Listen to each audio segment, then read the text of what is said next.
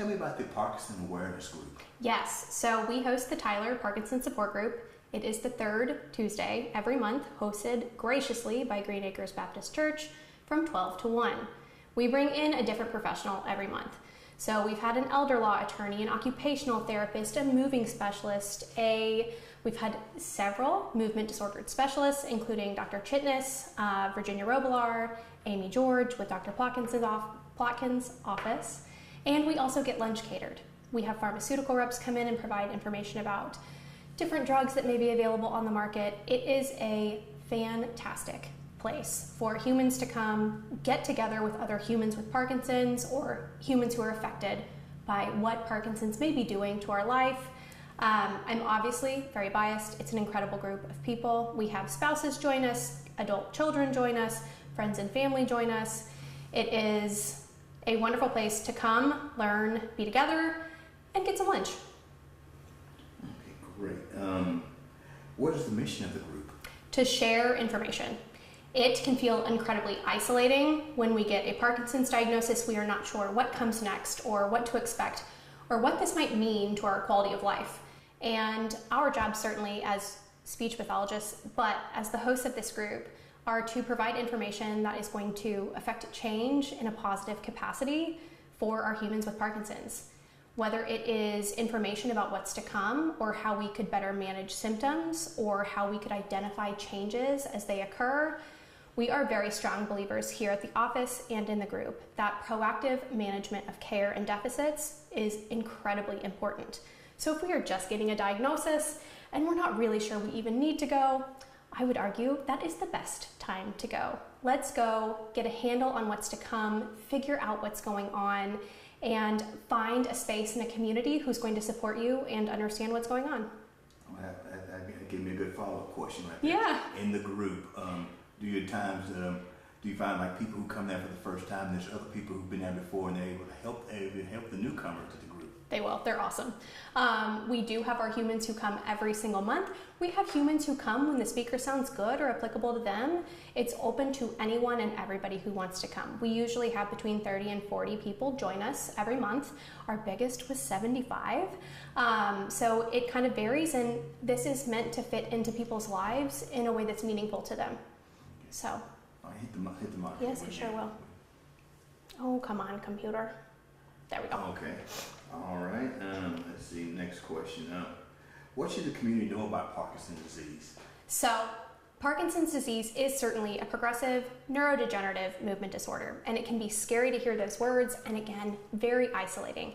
But the more proactive we are in talking about what we're experiencing, looking for things that may help that, right? Our group's job is to provide information about what's out there, what options we have, how we could treat this better, because the name of the game is quality of life. But if we wait until something is so overtly disordered that we can no longer ignore it, we've probably really experienced a decline in quality of life we didn't need to.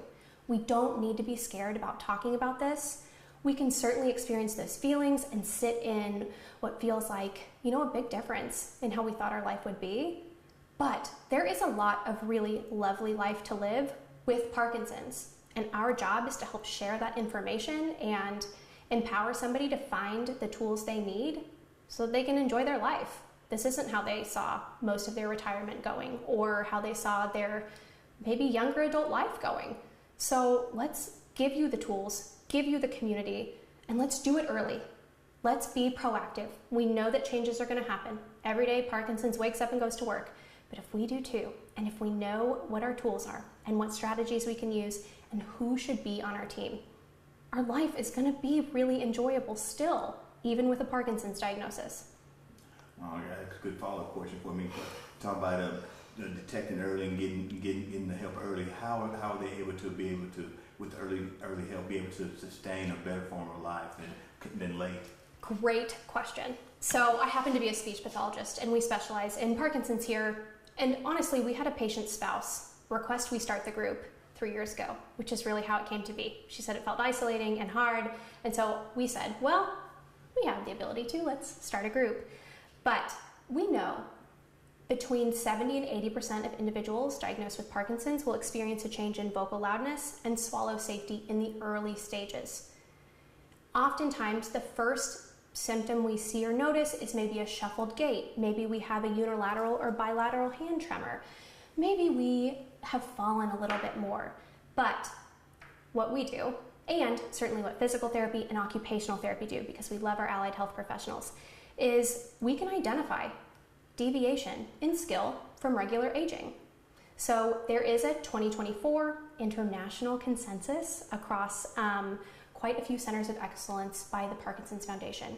And their recommendation is upon diagnosis of Parkinson's, you see all the allied health professionals. We get a speech therapy evaluation, a physical therapy evaluation, and an occupational therapy evaluation. Just because something isn't overt doesn't mean it's not disordered. And if we can fix something that's a little bit disordered, rather than a whole lot, one, we're gonna keep us at baseline, so we're gonna stay doing the things we wanna do. As much fun as I am, you're gonna spend less time with me. And then we can maintain. But half the battle is education.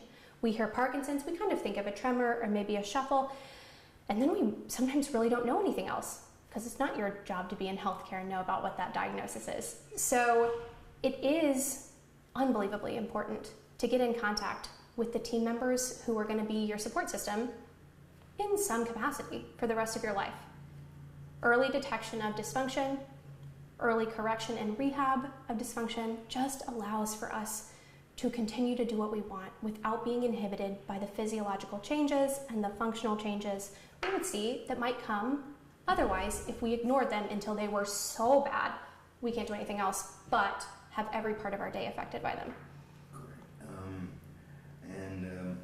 Why is it important to have a support group for Parkinson? One, we have a huge Parkinson's community here, but it's still unbelievably isolating. So our job, certainly as we talk about Parkinson's and the communities that exist, being able to look at a spouse of a human with Parkinson's as a spouse of a human with Parkinson's is incredibly helpful. You know, as a medical professional, I can be there and I can support you and I can meet you where you are, but I'm not going through what you're going through. Having that community of like experiences, humans who are going to probably be next to you as you journey on through the rest of your life, and ideally, you know, they're nice and we like them too. But having a group where we know we can depend on education, we know we can depend on community, we know we can go somewhere and ask if we have resources for A, B, or C. It's a really incredible feeling as a healthcare professional to be able to support our community in that way. We feel so strongly, again, that Parkinson's doesn't have to ruin our lives. We can exist in a way that feels meaningful and, God forbid, happy and enjoyable with Parkinson's. And we just need to be able to access information. And it's our job to help that community access information. And my final question, Parkinson's here in the East Texas area, the greater East Texas area, do we see it like numbers on the rise, or are they just average or national? And if so, why is it the numbers different in East Texas? Texas is a hotspot. East Texas is a hotspot. When we look at statistical occurrences of Parkinson's, we do see higher increased frequency here in East Texas. Depending on what source you're going to, about 75% of Parkinson's diagnosis are related to some kind of environmental exposure. We certainly have veterans who have been exposed to Agent Orange, or whether we were in chemicals or potentially in some kind of agriculture field. About 15% of Parkinson's is genetic, and then there's kind of the gray in between area. We see a significant amount of Parkinson's in this area.